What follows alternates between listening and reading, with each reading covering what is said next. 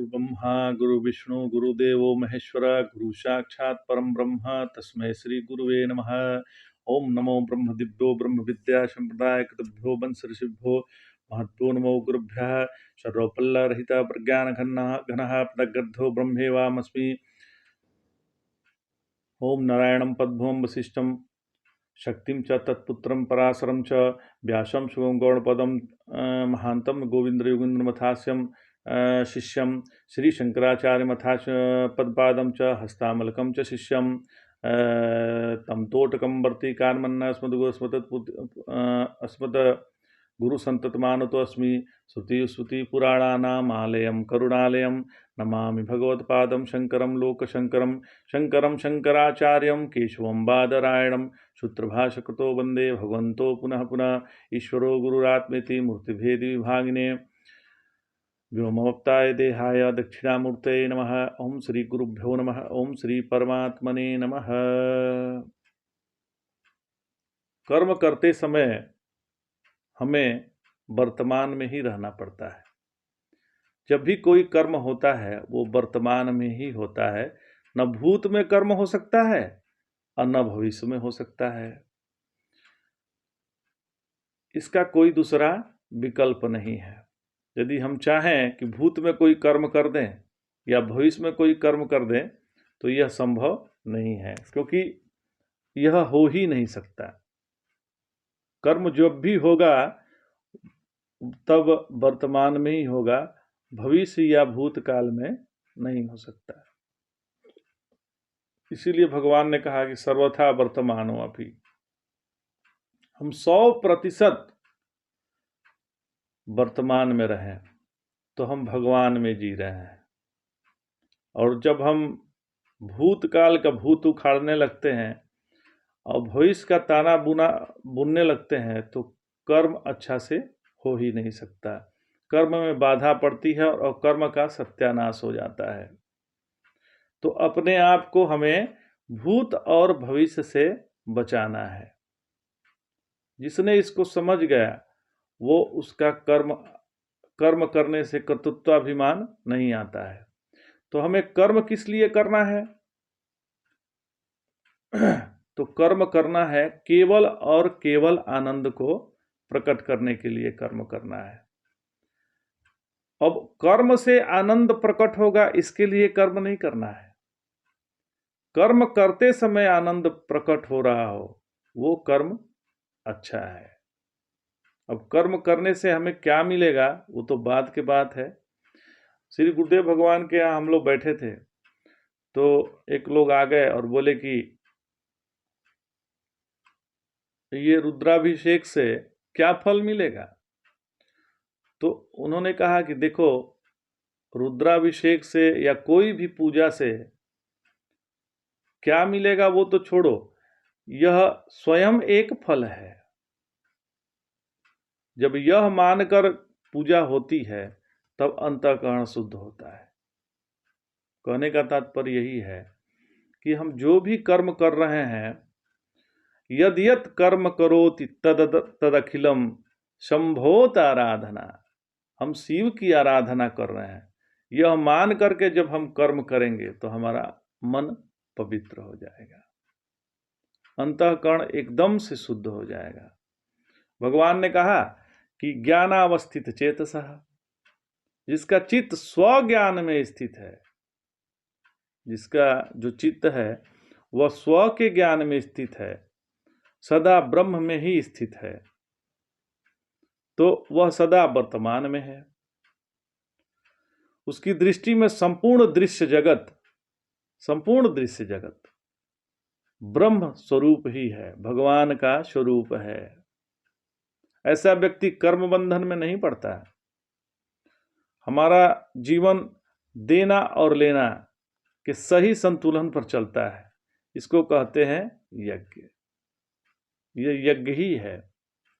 किसी को खुश करने का प्रयास मत करिए महाराज, क्योंकि जब भगवान हमको खुश नहीं कर पाए तो हम किसी और को कैसे खुश कर सकते हैं? और किसी को दुखित करने की आवश्यकता नहीं है, क्योंकि वो अपने आप दुखित होता रहता है। तो हमें क्या दुख देने की आवश्यकता है? लोग तो ऐसे ही रोते रहते हैं, तो क्या करें? तो फिर मौज में रहें, आनंद में रहें, और क्या करें? यज्ञ का मतलब हम लोग यह समझते हैं कि गड्ढा खोदो, फिर चारों तरफ ईंट सजा दो और उसमें अग्नि प्रज्वलित कर दो और फिर आहुति दीजिए। इसी को हम यज्ञ आज तक समझे हैं। लेकिन भगवान कृष्ण ने यज्ञ की जो परिभाषा दी वह भिन्न प्रकार से दी है।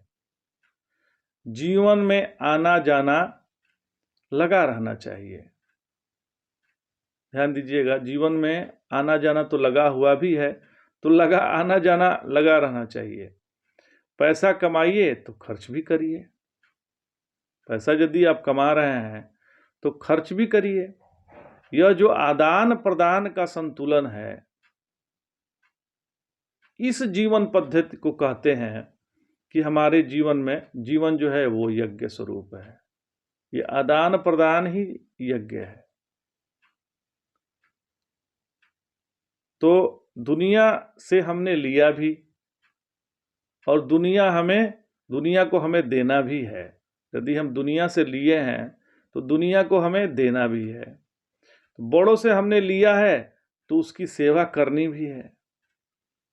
यह जो संतुलन है इसको कहते हैं कि यज्ञाचरतः, यज्ञ का हम आचरण कर रहे हैं।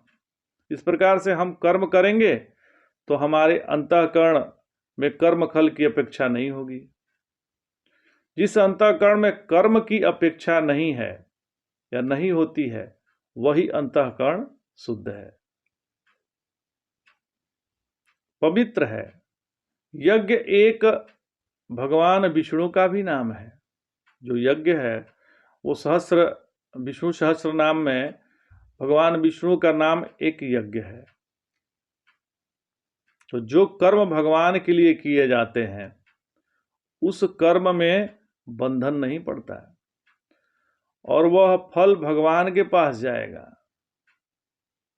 तो हमको क्या मिलेगा? तो कर्म करते समय आनंद की उपलब्धि हमें मिलेगी। तो जो कर्म प्रभु के लिए किए जाते हैं उन कर्मों से पाप पुण्य निर्माण नहीं होता, न उससे पाप लगता है न उससे पुण्य मिलता है।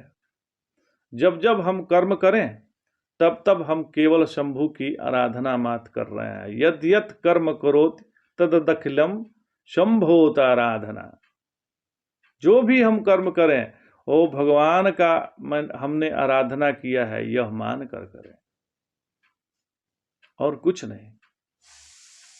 अब भगवान जो है वो ज्ञान की स्थिति का अर्थ बतलाते हैं कि ज्ञान की स्थिति क्या है।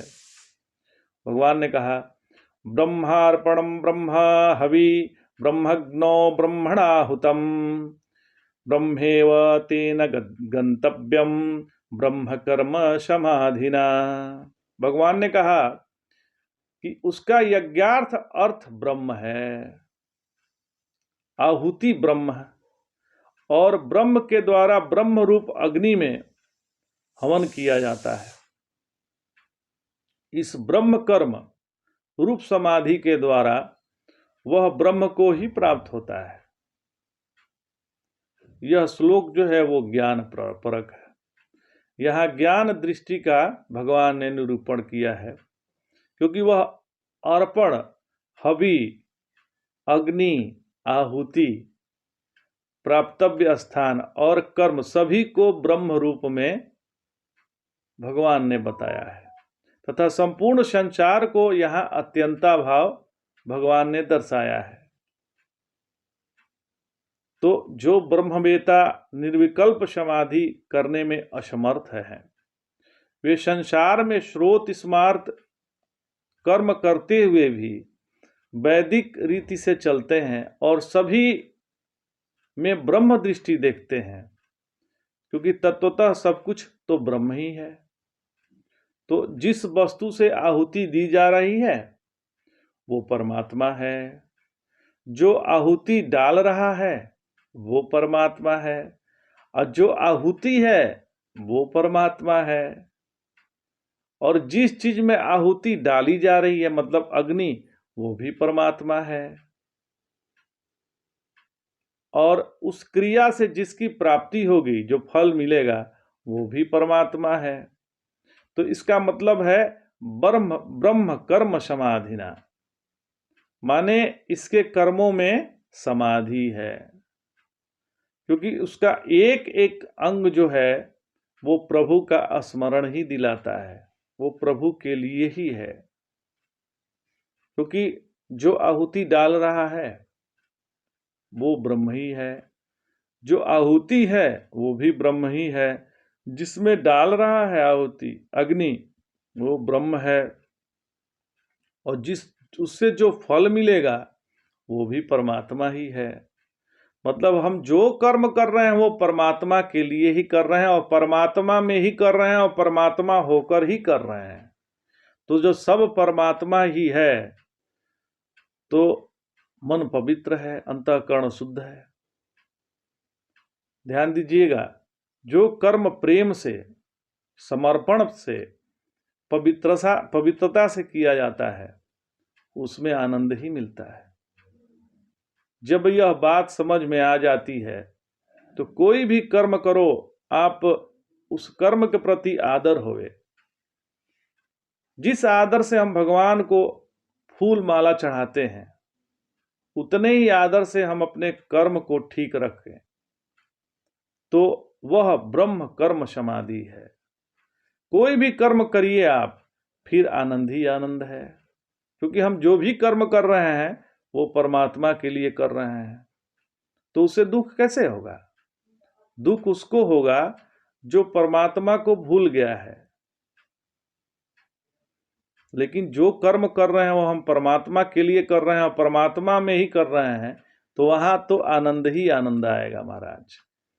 तो कोई भी कार्य करें, सुचारता होवे, सुंदरता होवे, फिर उसका जो आनंद है कहीं नहीं मिलेगा महाराज। जिसको कर्म करने में आनंद है वो फल के चक्कर में नहीं पड़ता।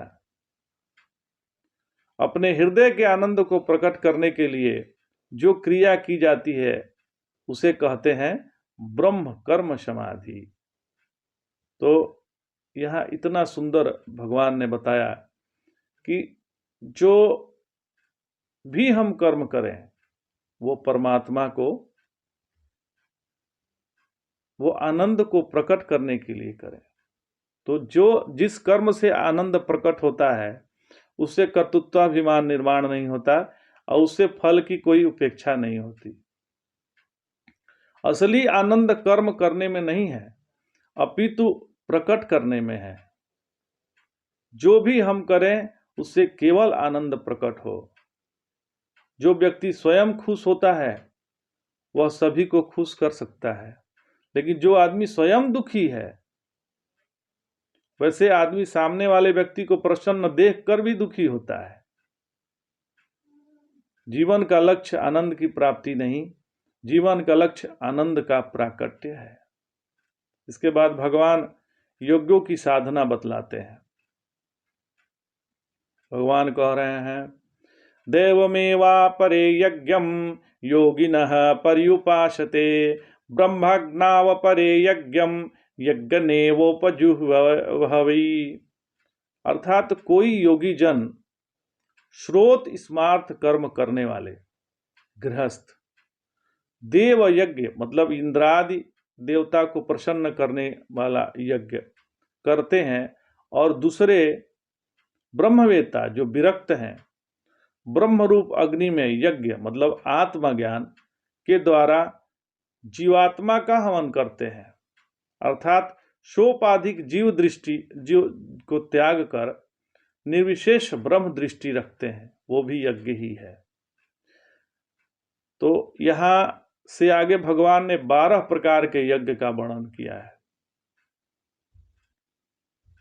ये एक दूसरे से सर्वथा भिन्न है, परंतु इनमें से किसी एक का भी अनुष्ठान यदि किया जाए तो ब्रह्म प्राप्ति हो सकती है। यहां ब्रह्म को अग्नि इसलिए कहा है क्योंकि उसमें सोपाधिक आत्मा हवन करने पर अविद्या और काम क्रोधादि दग्ध हो जाते हैं। इस श्लोक का पूर्वार्ध गृहस्थ कर्म योगियों के लिए है और उत्तरार्ध सन्यासी ब्रह्मवेता के लिए है। तो वे ही सोपाधिक ब्रह्म अर्थात जीवात्मा को निरुपाधिक ब्रह्म में होम करते हैं, अर्थात अनात्मकार वृत्ति को हटाकर आत्माकार वृत्ति करते हैं। तो ब्रह्माकार वृत्ति ही ज्ञान यज्ञ है और यही सभी यज्ञों में श्रेष्ठ है। ऐसा श्री गुरुदेव भगवान का वचन है। जय शंकर। हर हर महादेव शंभो।